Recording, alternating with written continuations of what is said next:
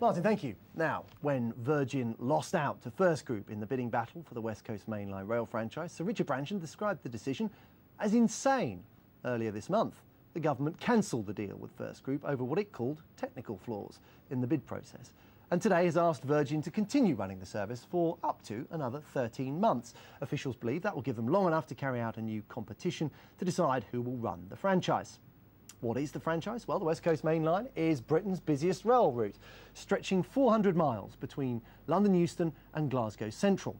Connecting the capital with Birmingham, Manchester, Liverpool, Edinburgh and Glasgow means the route serves nearly 18 million people in those cities alone.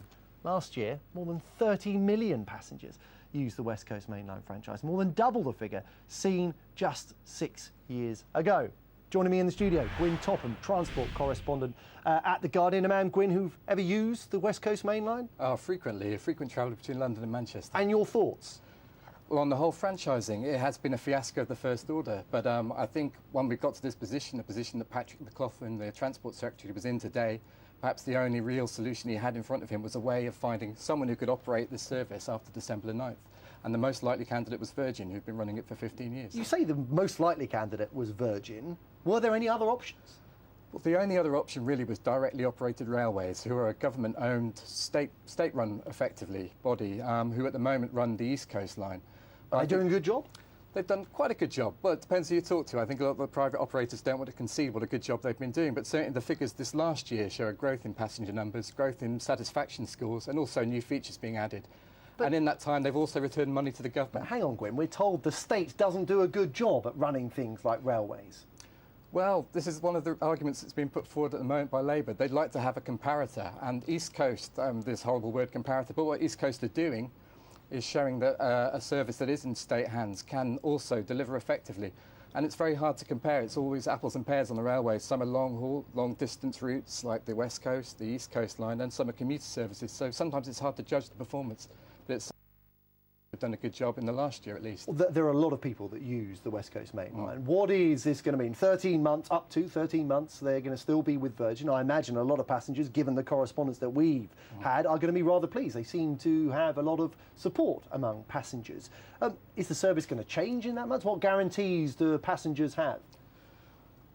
Well, I think the immediate guarantee and the thing that was most concerning the Transport Secretary was what was going to happen on December 9th. There's a lot of works over Christmas, it's a busy period, there's new timetables, new fares, and normally companies would have had a lead time of 4 or 5 months to take over had First Group won the bid as they expected for a while. So that was the immediate problem. So I think passengers won't get anything different, but the problem down the line is they won't get any new services over the next year, 2 years, 3 years until this franchise is re-awarded.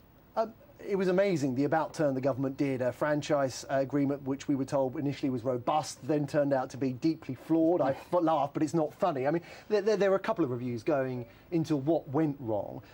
What's your assessment? Do you think the problems that were experienced in this process were unique to the award of this franchise, or should we be suspicious about other franchise awards? Well, we should certainly be suspicious of the the 3 others that are currently paused, and I think that's why the Transport Secretary's made the decision he has.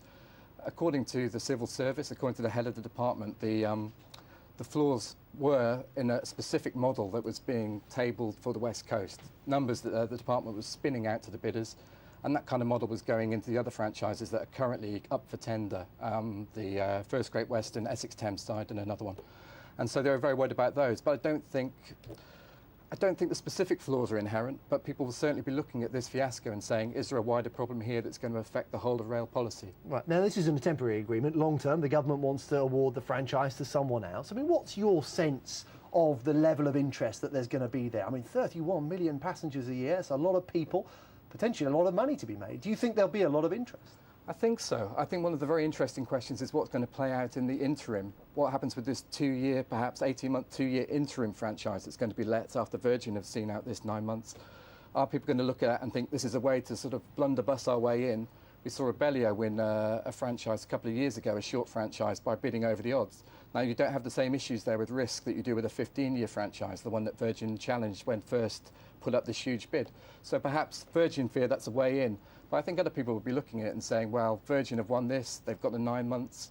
Are they just going to kind of blow all the other competitors out of the water again? So I think people will bid because, as you say, it's a lucrative route. Bob Crow is often, well, he's a gift for journalists, isn't he? He's great copy. And he's been sounding off about he thinks the railway system should be nationalised. What's your assessment of privatisation and the railway network in terms of the service that it delivers for passengers? Has privatisation been a good thing for passengers, do you think? I think it has, and yet we come back to this argument of how do we know, because there was never a comparison. So what people point at is, yes, a huge growth in passenger numbers, and certainly from what I understand, I didn't take many trains back in the really dark days of British Rail, as people sometimes describe them. It seems a good service now. And it's more punctual, isn't it? It's more punctual, trains run to time, it's more popular, we've got more people on the trains than ever. That's true, but let's not underestimate the huge government investment in that time. We pay a big subsidy still, bigger now than under British Rail. And on the West Coast, where Virgin have, to some extent, turned it round, they were also aided massively by a £9 billion public investment. So who's to say? It's a very hard argument to make one way or the other with any conclusivity. But obviously, it's been good. Gwyn Topham, a pleasure. Thank you very much, transport correspondent at The Guardian. Coming up next on Jeff Randall Live.